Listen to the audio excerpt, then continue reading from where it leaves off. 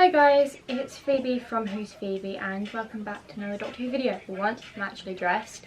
So today's video is, as you know, I've been doing 24 days of Doctor Who where I count down to Christmas with 24 classic stories. And today is day 20, so we've not got many more of these left now. We've got like 3 left. Because I'm doing up till Christmas Eve, which basically means that you'll get a video Christmas Day. You've got one, obviously, Christmas Eve as well. But yes, we've not got many more of these to go now. Couple things. In the new year, I am moving. I'm moving out of my parents' house into supported living. I'm going to Ashcott House. I went for a viewing there today and it was perfect. It was everything I could possibly dream for a house.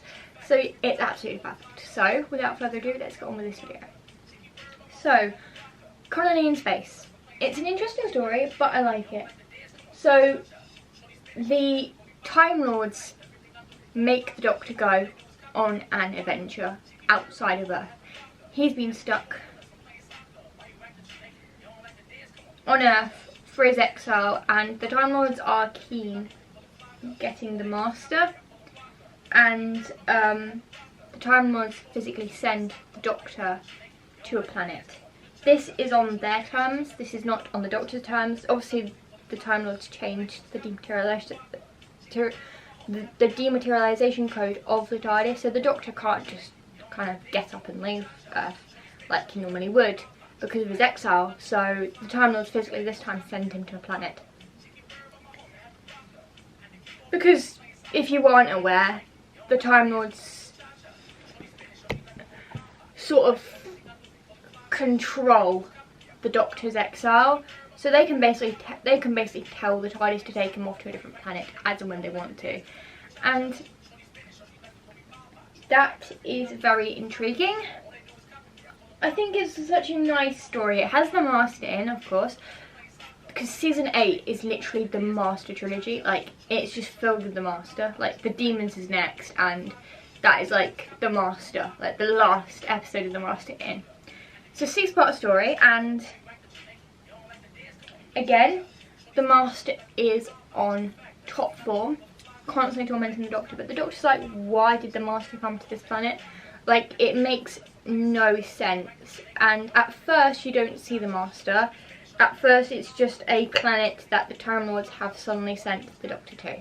There is a bit at the beginning. The Time Lords are keen to catch the Master, and they aren't sure if the Doctor will cooperate.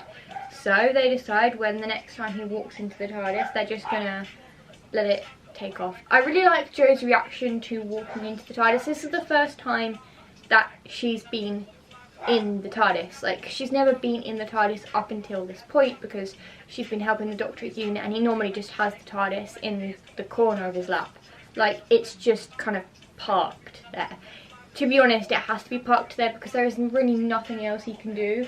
Like, the Time Lords won't let him go off world. They won't. It's sort of a punishment for interfering. So the Time Lords won't let him do anything else. They literally just physically make him stay on Earth. Apart from this one occasion, because the Time Lords are keen, probably to bring the Master to his crimes. So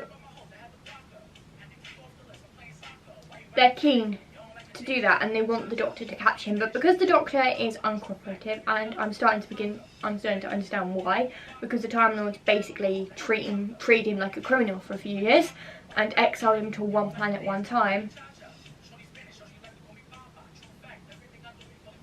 which the Doctor hates being grounded is the right word for it. Colony in Space is definitely an interesting story. I really like Jo in this story, even though she gets kidnapped. I like the Doctor making friends with the Earth colonists as well. I feel like it's just sort of a jump right in, and the Master kind of going in there and shaking things up. It's interesting, and I really do like this story. It's illuminating is the word I was looking for there. It's definitely an intense story. It's one of those stories that grips you and you feel like you have to be in this. The dialogue is really, really, really, really good, mostly from the Doctor and Joe, but some of the other dialogue is from like the colony leaders. I feel like they bounce off the Doctor really, really well. The colony leaders don't see the Doctor as a threat. They see the Doctor and Joe as visitors to their planet, and I feel like this is a nice thing because it makes you feel like for once the Doctor isn't being treated as a criminal and he's being welcomed into this new world full of technological marvelance. And that definitely makes you feel a little bit more interested in the story. If that is the word, it makes you feel more invested into the story. The Doctor tries to convince the colonists not to listen to the Master, and of course they don't. They listen to the Master because he kind of hides out as sort of the alternate, the person kind of in charge, and he obviously is using some sort of psychic link or something to make him, or something that he's wearing to make them think that he is the person they think he is. Of course, this doesn't work. They eventually find out the Master is evil and the Doctor helps them, you know.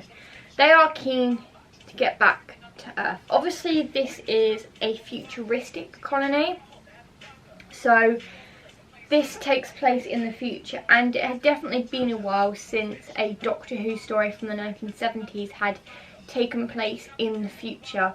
I really like Joe's kind of talk with this lovely woman. She talks about the future.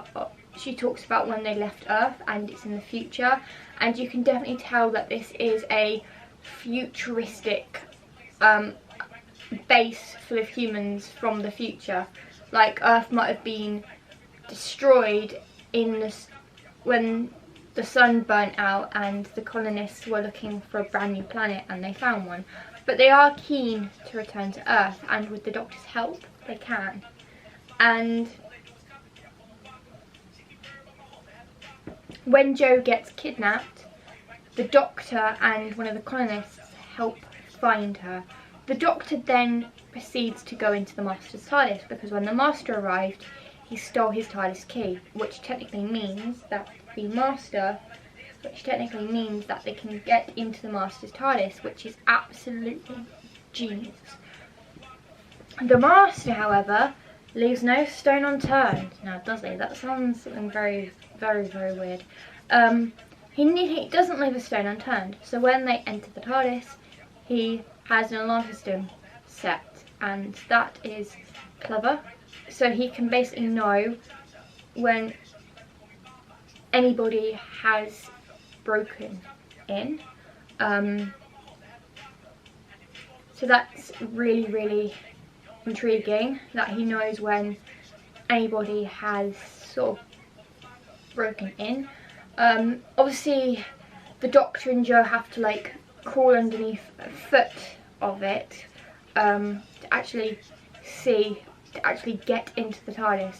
But the Doctor's intrigued by his TARDIS. It's sort of a copy of his console room, maybe a little bit more advanced.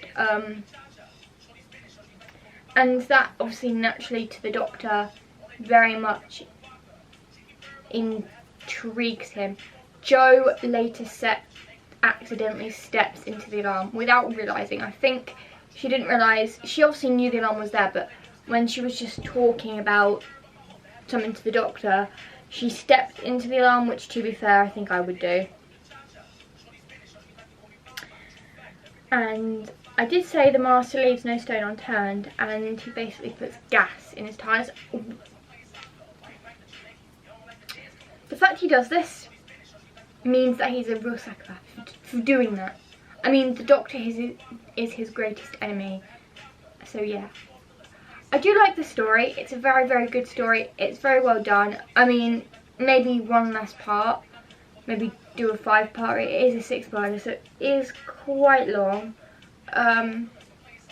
But I did enjoy it, and for me it gets a solid 7 out of 10. If you enjoyed this video, please hit a thumbs up if you did, and make sure you click the subscribe button down below, and also click the notification bell to get notifications every single time I upload. I'm getting tired. I did some last minute Christmas shopping. Before I leave though, how cute is this wrapping paper I found? It's got, I'm not sure if you can see it, it's got candy canes on it. This is what you guys have been loving about my Christmas videos, is at the end I sneak in something that is unrelevant, Christmas related but unrelevant to the actual video itself. Look how cute it is. It's got candy canes on it. It's got like a pattern of candy canes. I wrapped my family's Christmas presents in this earlier. I've got like a whole load left, so next year I think I'm going to use this to wrap Christmas presents, because I'll be in supported living, so I'll have like loads more people to buy for, like the people in supported living. So I feel like this is a great, I've never seen this before today. Hopefully next year and the year after I can get my hands on this again. But I feel like this is my wrapping paper. This is too adorable and too cute. Like, there's a lot of wrapping paper here, so I probably won't use this next year, but I think I probably will end up saving it and using it for other Christmas presents and other Christmas people, because every year I try to use different Christmas wrapping paper, but this is too cute and too adorable. I just love the candy canes on it.